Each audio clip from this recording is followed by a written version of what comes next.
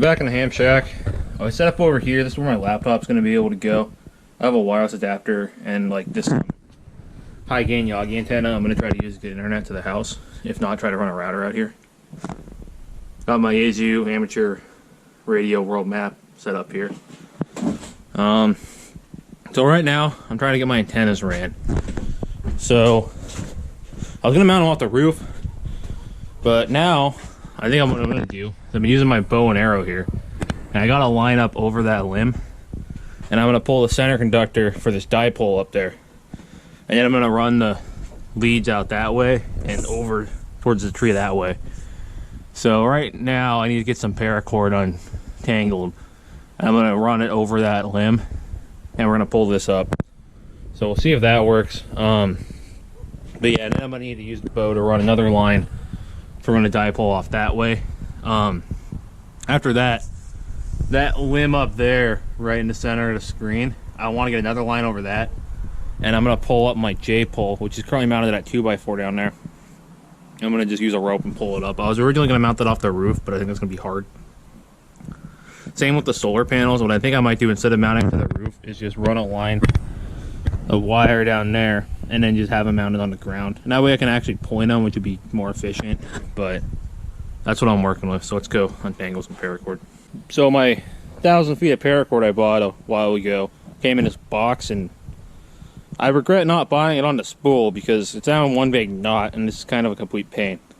So that's my lesson I learned, is just when you're buying extreme lengths of paracord, just buy it on the spool. Don't try to buy it in a box, because that's just going to be a bad time. So now I got paracord over my center conductor, and I got that pulled up over the limb.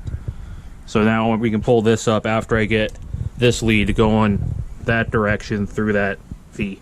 That went surprisingly well. So I tied a brick off to this rope and just chucked it through there. So now I have that I can tie off. And so now there's the leads down there, and now we just got to pull it up over that limb.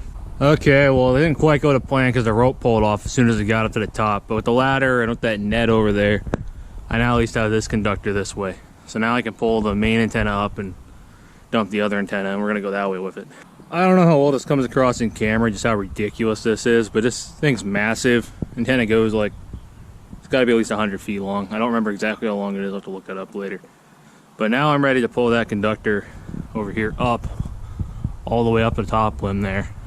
Okay, so that's now up there.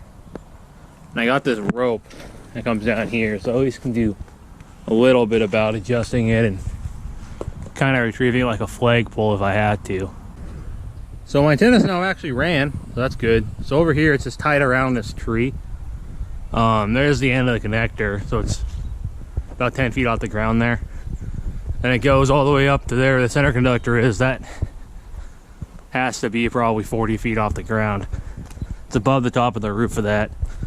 There's my tie off rope for that. Then the conductor runs all the way over here, and then it runs up over this tree. So this is pretty substantially long antenna, as you can see.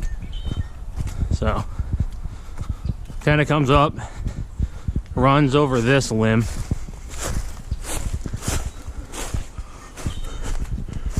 and then end of the connector is right there in the middle of the screen, just past that limb. And then there's more rope. It takes it out up over this, and there should be enough flex in that, hopefully. And I have it tied off to this tree. So we'll see if it stays stable. But yeah, and then we'll have to go see how it performs on HF. I got the antenna plugged in. Seems to be working on 40 meters.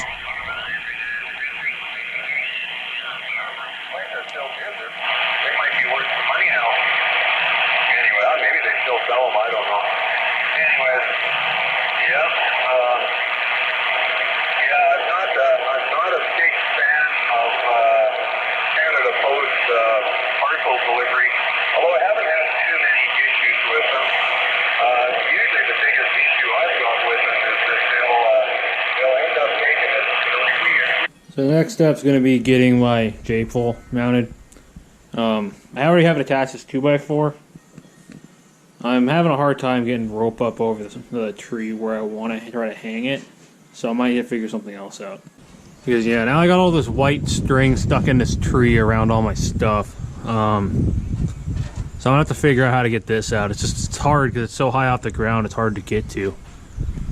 But yeah, what I wanted to do was gonna rope up over right there in the center of the screen, and I was gonna try to hang my J-pole down this vertical section and try to tie it around that somehow, but I'm rethinking that.